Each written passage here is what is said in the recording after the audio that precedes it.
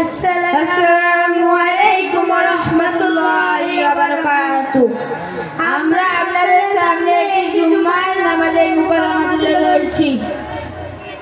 কি গো রাহুলদা, শুক্রবার এই বেলা করার সময় কোথায় যাচ্ছ? আরে এই তো এসডি অফিসে যাবো, তারপর পার্টি অফিস, তারপর বাড়ি ফিরবো।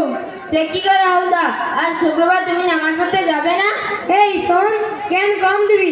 আমাকে এরপর কোনোদিন নামাজ পড়ার কথা বলবি না, কথাটা যেন মনে থাকে। সে কি গো রাহুলদা, আমাদের হুজুর বলেছে যে ব্যক্তি পরপর 3 সপ্তাহ জুমার নামাজ পড়বে না সেটা মুনাফিকে অন্তর্ভুক্ত হবে। এমনকি মুসলমান খাতা থেকে তার নাম কাটা পর্যন্ত হতে পারে। তুমি আমাকে এমন বলছো কেন? দেখ রামিন, শোন, ওই হুজুর টুজুরের কথা আমাকে বলিস না। সে কি গো রাহুলদা, এই তো সেদিন হুজুর খুব প্রশংসা করেছিলে, আজ আবার কি হলো? হুজুর নাম শুনে এত দাওয়াত হয়েছে কেন গো? শোন, কে কেমন আমার বোঝা হয়ে গেছে, আমার আর কাউকে চিনতে বাকি নেই, সুতরাং আমাকে আমার বুঝ মতো চলতে দে। তোমার কথাগুলো শুনে আমার স্বপ্ন দেখার মতো মনে হচ্ছে। তুমি খুলে বলবে তোমার তো রাগ হওয়ার কারণটা কি? এই শোন, আর হুজুরের কথা বলিস না। আগে বলো তো, তবে জানবো। তবে শোন, আমাকে অনেক কথা বলে মসজিদে নিয়ে গেল, আর আমি কিছুতেই যাবো না। আর হুজুর করবে না, সেটা আমাকে বারবার বলে মসজিদে নিয়ে গেল। সে তো ভালো কথা। আরে একা শোন তো আমার পুরো কথা। মসজিদে নিয়ে গিয়ে মসজিদ ভর্তি লোকের সামনে কি অপমান চাই না করলো, তাতে ভাষা দিতেও বোঝানো যাবে না। আমি মোটাও মসজিদে যেতে চাইছিলাম না, কিন্তু তো দরকারে কেমন ভাবে অপমান করলো, দেখি ঠিক হলো তুই বল। আরে ভাই, আগে বলো তোমাকে কি বলে অপমান করলো, বলো তো একটু শুনি। আর তোমাকে অপমান করলে এটা বুঝলে কি করে? আমাকে নয়তো কাকে বলেছে? হুজুর বলেছেন মদ খাওয়া, ঘুষ খাওয়া, সুদ খাওয়া, মিথ্যা কথা ইত্যাদি শয়তানের কাজ। তাহলে আমি কি শয়তান? আমি কি বুঝলাম তো এগুলো কাকে বলা হচ্ছে? আচ্ছা, নয় হুজুরের সাথে কি তোমার কোনো রাগারাগি আছে? না তো, অবশ্যই না। তাহলে তুমি বুঝলে কি করে? আর তুমি জানো এই কথাগুলো কুরআনে হাদিসে। এই কথাগুলো শুনে আমার মনে হচ্ছে তোমার পেছনে বড় শয়তান লেগেছে। আমি তোমার কতবার বলেছি তুমি ওইসব খারাপ লোকেদের সাথে মিশবে না, তুমি আমার কোনো কথাই শোনো না। দাও, আমি তোমার ব্যবস্থা করছি। এই তুই আমার কি ব্যবস্থা করবি রে? তুমি কি কথাগুলো বলেছো সব মনে আছে তো? আমি সব আব্বুর কাছে বলছি। এই কথাগুলো আব্বুর কাছে বলিস না, আমি তোর কাছে অনুরোধ করছি। আমি তোমার কোনো কথাই শুনবো না। এই কদিন দেখছি তোমার মক্তবের কথা, মসজিদের কথা, জামাতের কথা শুনলে তোমাকে জ্বালা লাগে। শোন ভাই, এই কথাগুলো আব্বুর কাছে বলিস না, আমার মাথায় কোনো কথা ঠিক মতো ঢুকছে না। তুই আমাকে ভালো পরামর্শ দে, আমি কি করব? শোন ভাই, আল্লাহ তাআলা কোরআনের মধ্যে বলেছেন তোমরা শয়তানকে অনুসরণ করো না, তোমার প্রকাশ শত্রু। তুমি তো শয়তানকে অনুসরণ করছো, এই জন্য তোমাকে জাহান্নামে যেতে হবে। কোনটি জান্নাতের বাদ কোনটা জান্নাতে বল, সেটা তো আমার জানা নেই। সেটা জানার জন্য তো তোমাকে মক্তবে যেতে হবে। তুমি সেই দিকে না গিয়ে উঠে সেগুলো বিরোধিতা করো।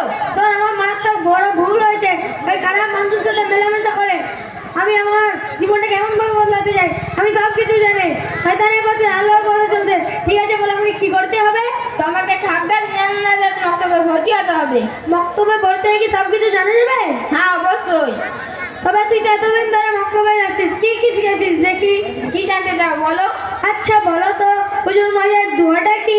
হুজুর মাঝে দোয়া, আল্লাহুম্মা গফিরলি জামবি ওয়াসিলি ফি দারি ওয়া বারিকলি ফি রিজকি।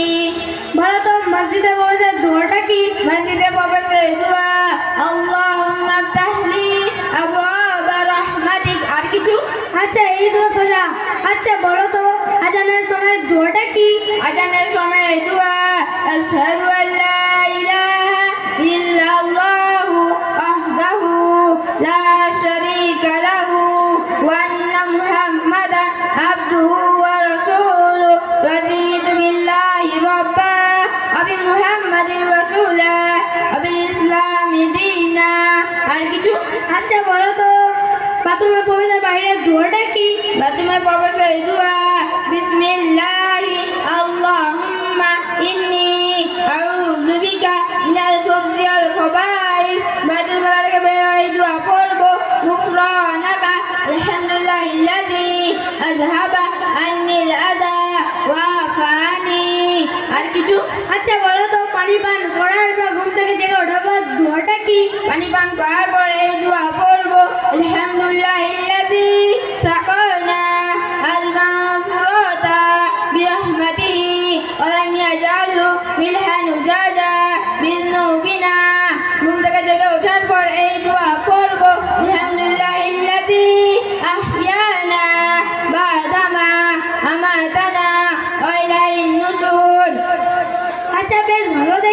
তুই তো মক্তবে গিয়ে অনেক কিছু শিখেছিস। ঠিক আছে, কাল থেকে আমি তো তোদের মক্তবে যাবো।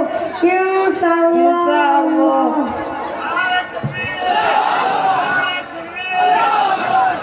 ভর্তির ফর্মটা যাওয়ার সময় নিয়ে যাবে। হ্যাঁ, ভর্তির ফর্মটা নিয়ে যাবে হাজি সাহেবের কাছে যাওয়ার সময়। তো যাই হোক, একটি সুন্দর কথোপকথনের মাধ্যমে আমরা এখান থেকে শিখতে পারলাম অনেক কিছু। এই জমানায় ইমামতি করাটা অনেক বড় কাজ। আমার মনে হয় মাদ্রাসায় পড়ানোর জন্য নির্দিষ্ট একটা সাবজেক্টের উপর জ্ঞান থাকলে যথেষ্ট, কিন্তু ইমামতি করতে গেলে বিভিন্ন ধরনের জ্ঞান তাকে অর্জন করতে হয়, বিভিন্ন ধরনের মানুষকে কন্ট্রোল করতে হয়। মাশাআল্লাহ, ভাইরা খুশি হয়ে এদেরকে পুরস্কৃত করেছেন। তুমি একটা আল্লাহ পাক রব্বুল আলামিন এই বাচ্চাদের জিন্দগিকে সাজিয়ে দিক কোরআনের আলো দিয়ে। ধরো,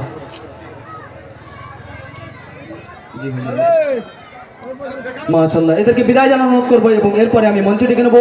আল্লাহ পাক রব্বুল আলামিনের যে গুণবাচক নাম রয়েছে 99টি নাম, এই নাম যদি আমরা মুখস্থ করে নিতে পারি, আল্লাহ আমাদের দোয়াকে কবুল করে নেবেন। কারণ এই নাম বলে যদি